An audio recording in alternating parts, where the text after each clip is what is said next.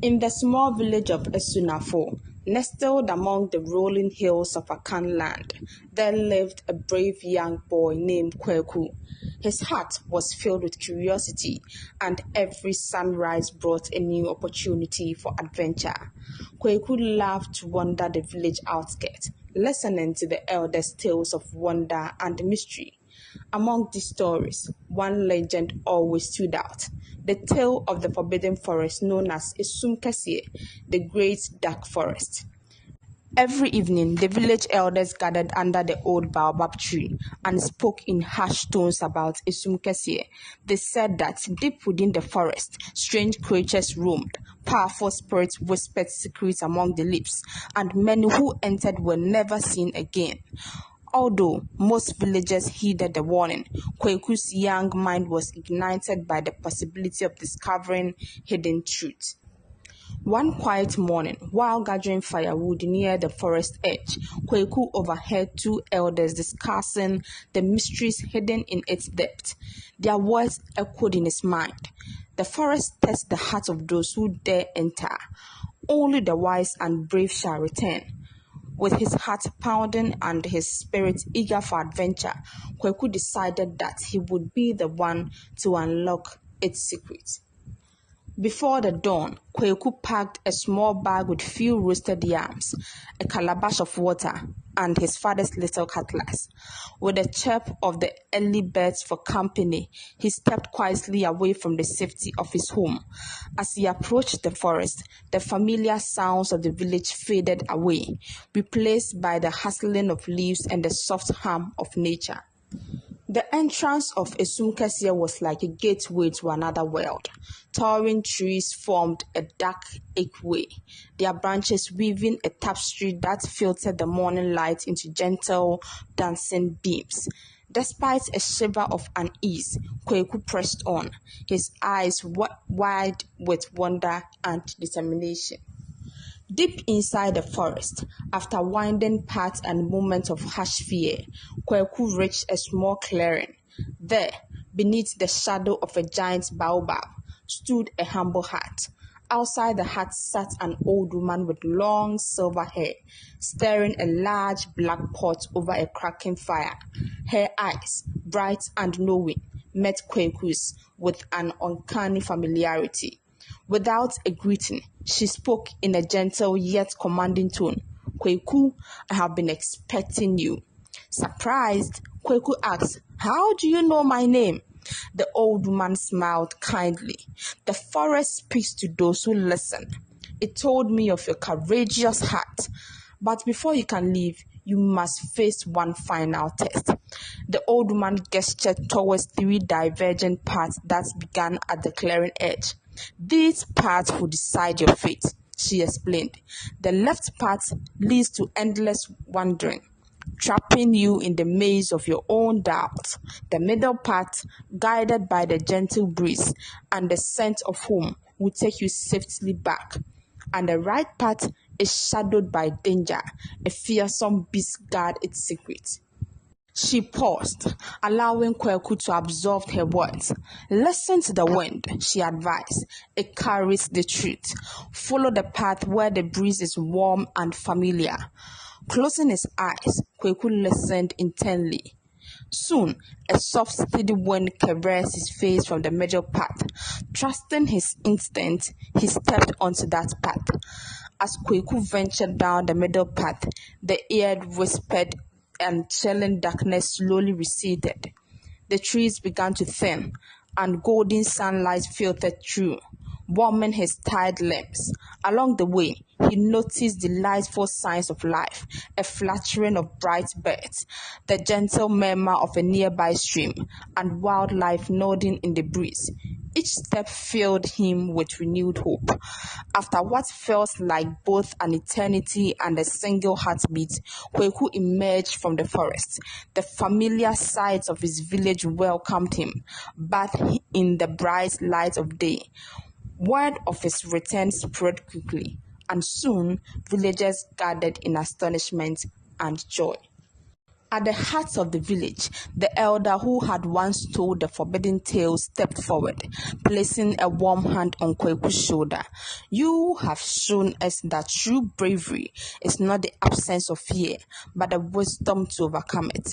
By listening to the whispers of nature and trusting your heart, you have not only ventured into the unknown, you have returned to share its lessons." From that day on, Kwaku was affectionately known as Kwaku Ananseboa, the boy as clever as the spider who had outwitted the mysteries of the dark forest. Weeks after Kwaku's celebrated return, a new change began to stir. The once cheerful chirps of birds were replaced by a somber silence, and the gentle breeze seemed to whisper sorrowfully. At night, Kwaku lay awake beneath a starlit sky, hearing soft voices that called him back towards the deep darkness of Esum Kɛseɛ. In his dreams, the familiar figure of the old woman reappeared. This time, her eyes held a deep concern as she spoke. "Kwaku, our forest is in pain. A shadow has fallen upon its heart.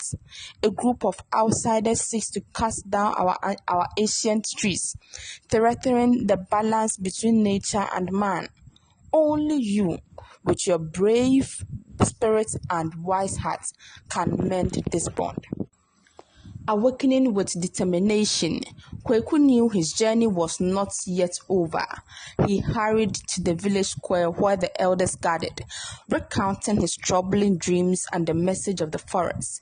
The chief village, holding an intricately carved Edinkra talisman symbolizing unity and wisdom, said, "You are our guardian, Kwaku. The forest and our people have long been one. Go now and restore the balance that is being disturbed." With the talisman secured around his neck, Kwaku set out once more into Esum Kɛseɛ. The forest, though still mysterious, now seemed to murmur in grief. Shadows lengthened among the drooping trees as if mourning the loss of their ancient strength. Following the winding path, Kwaku soon returned to the familiar clearing where he had met the old woman before. But this time, an eternal spirit hovered in his stead. The spirit's voice, soft like rustling leaves, explained, "Long ago, this forest and the village lived in harmony, but greed now threatens this sacred bond. Men from distant lands seek to clear the forest for farmland, not knowing that these trees are the keepers of our ancestors' wisdom. To restore balance, you must journey to the three sacred groves and learn the lessons of courage, compassion, and unity." Kwaku's first destination was a narrow, dark trail guarded by echoes of past fears. Shadows danced around him, testing his resolve. Drawing strength from his previous adventure, he pressed on, each step a victory over his doubt. By embracing his inner courage, the darkness receded, and the soft light illuminated the path. In the second groove, Kwaku encountered a wounded deer trapped in an old, cruel snare, a remnant of the intruder's careless act. Compassion filled his heart. With gentle hands, he freed the deer and tended to its injuries. The grateful creature's eyes shone with a silent blessing, and the groove itself seemed to sigh in relief, its leaves shimmering as if in gratitude. The final groove was a meeting place of diverse voices, villagers and forest dwellers, humans and nature, divided by fear and misunderstanding. Kwaku listened patiently to the quarrels and shared the wisdom he had gained from the forest. His calm voice and steadfast presence slowly wove their hearts together. In that sacred space, unity blossomed as differences melted away, reminding everyone that together they were stronger. Empowered by the lessons of the sacred groups, Kwaku returned to the clearing where the forest spirits awaited him. The spirit's glow brightened, the sorrow uplifting as he spoke. "Guardian, your journey has healed not only our forest, but also the bond between man and nature. Carry these lessons back to your people and lead them to live in harmony with our land. Kwaku's heart swelled with hope as he retraced his steps back to Asunafo.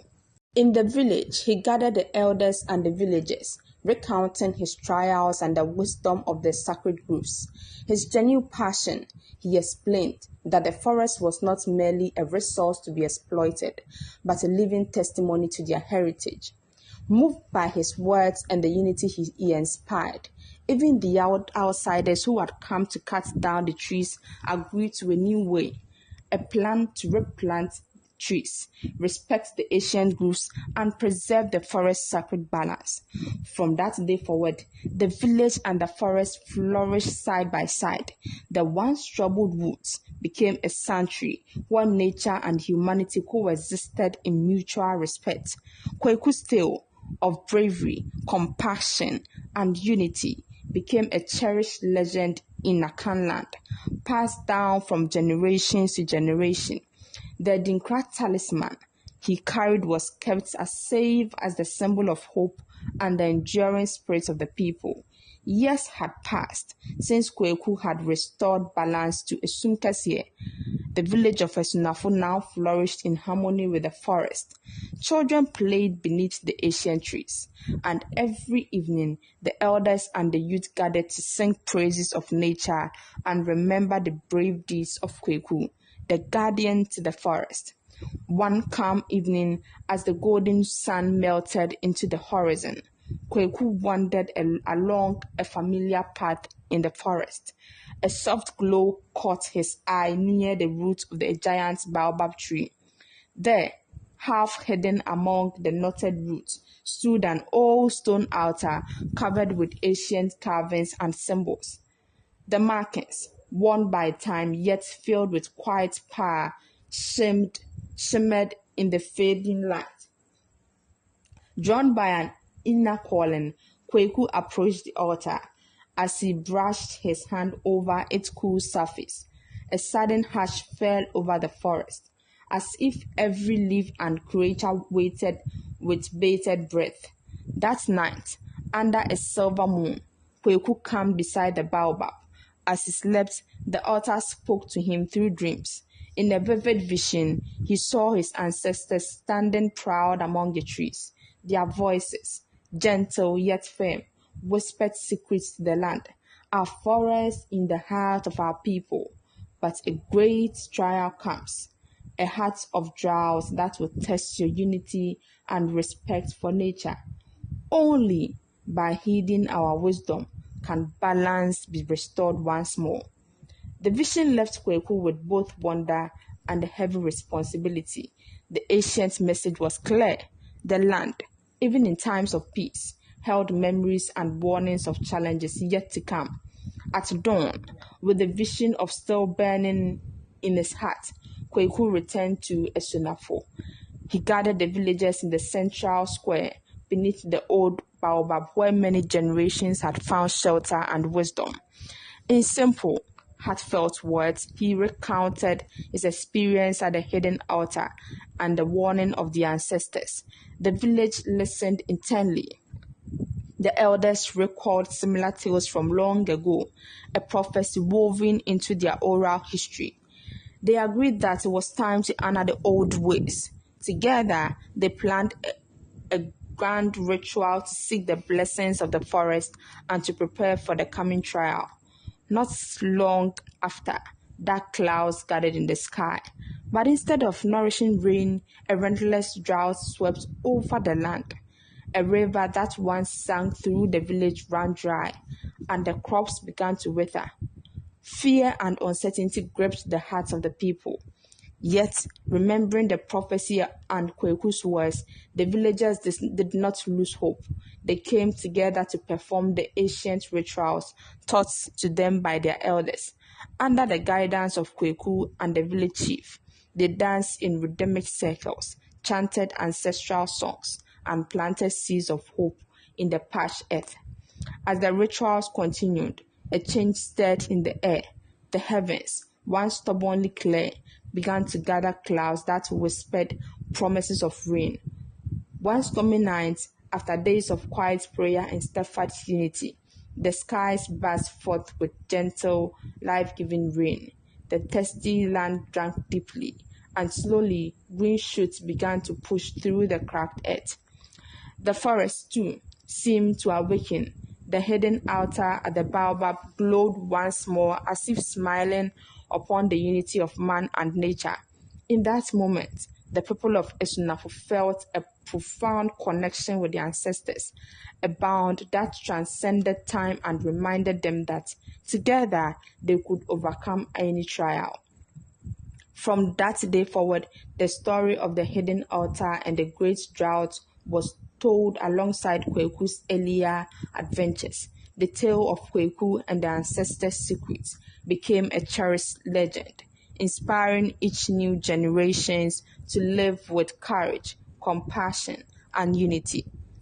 Kwaku continued his role as the guardian of the forest, teaching the youth the wisdom of the ancestors and the importance of respecting the land. And every time the wind whispered through the trees, it carried a gentle reminder that the spirit of the forest lives on in every heart that listens. The legacy of Kwaku and his people became a beacon of hope, a story of how a single brave soul, guided by ancient wisdom and community strength, could bring renewal and harmony to the world around him.